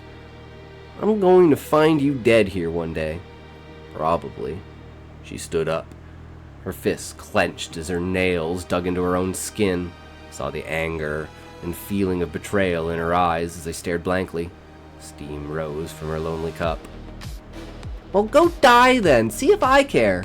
She pointed at her chest. I'm not the one who gave up. That's what you did. You gave up. And you had a few bad days and ran away. Does that remind you of anyone? I knew she was speaking about our father, but I never knew him, and he certainly wasn't anything like me, even if she had any memories of him. She was only a few years older than me, so I doubted they meant anything. Why should I care if she thinks I'm like him? No, it doesn't remind me of anyone. You are an idiot, Jack. She pulled the latch on my door. It didn't open. I sighed, putting my palm over hers and pushing the latch sideways so it actually unhinged. She flinched as we touched, and I quickly pulled away once it was free. The door opened to a cool breeze flying inside. Trading her for she quickly made her way down the stairs. It looked rigid, more clumsily made than I remember, like a child playing with sticks as she made her way down. A wet black feather clung to the top step. She didn't turn as she walked to her car door, boots splattering in the rain as it dampened her hair. Finally, she looked back. I couldn't tell if there were tears in her eyes or just rain. Her voice was ragged. I love you, Jack. Please take care of yourself. I love you too, Rosa. The Forest and I watched her leave.